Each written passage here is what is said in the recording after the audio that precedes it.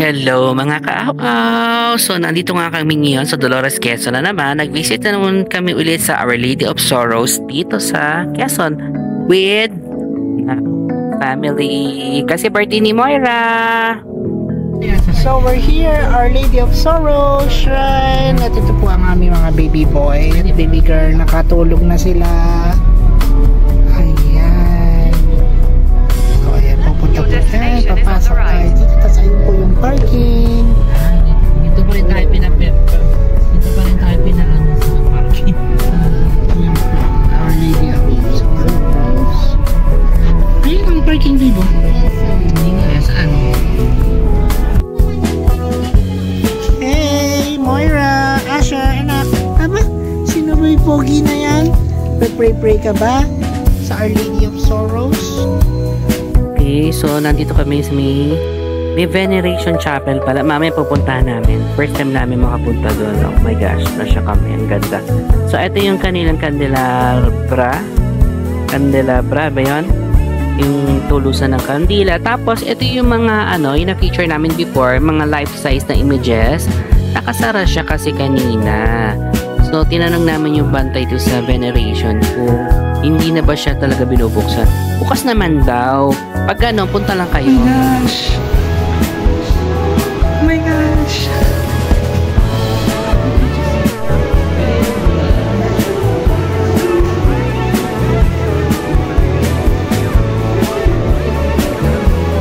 Pero ilang beses na po kami nagpunta dito.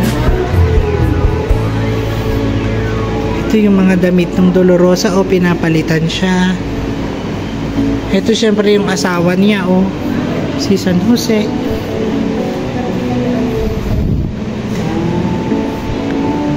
Ay, ito yung mga pabango niya. Ay baby, hindi ka na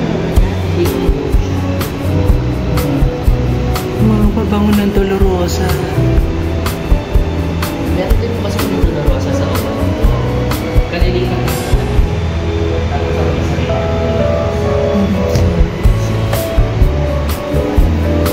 Pinapasay sa vlog. Hi ma! May vlog ka kasi. Oh my gosh, meron silang chapel dito sa taas.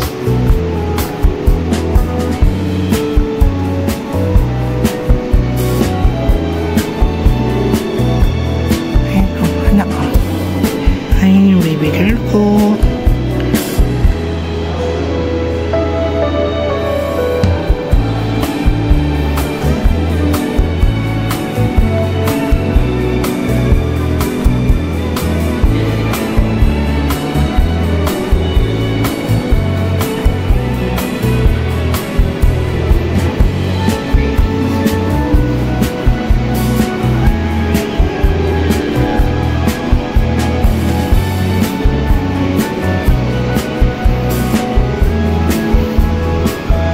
Crown Honors.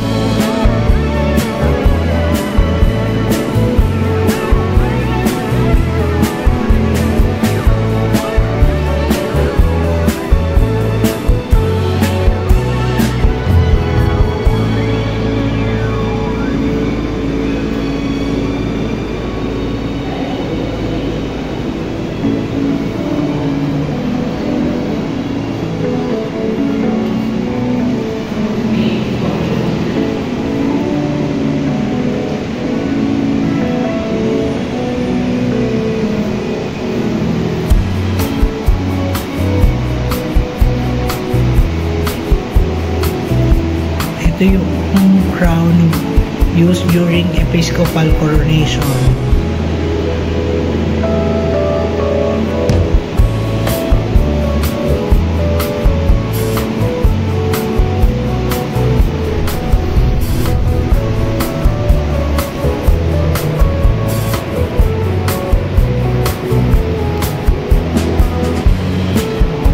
Placed at the foot of Our Lady of Sorrows for 7 Fridays.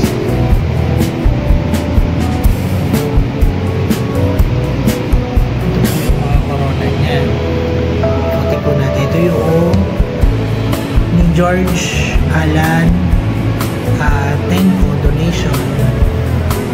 Ito yung galing sa Pino family.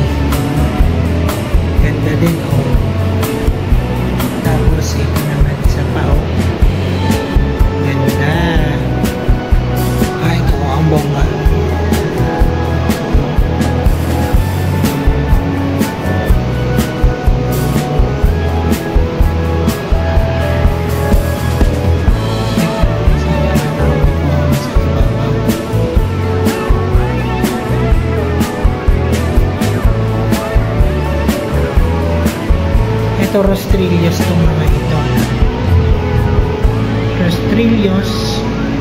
Rostrillos in Spanish dictionary is an ornament that women put around their faces, and today is usually put two images of the Virgin and some saints.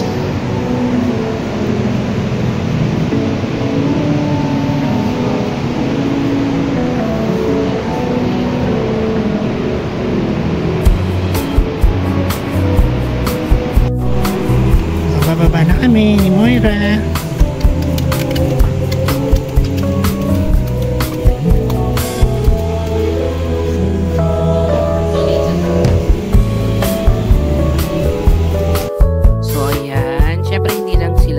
Dahil birthday ni Moira, invited lahat ng doggies namin. And hindi pa tapos yung kasal doon sa loob ng simbahan. Kaya dito muna kami sa labas at tagaan. Isang oras din pala yun. Tapos,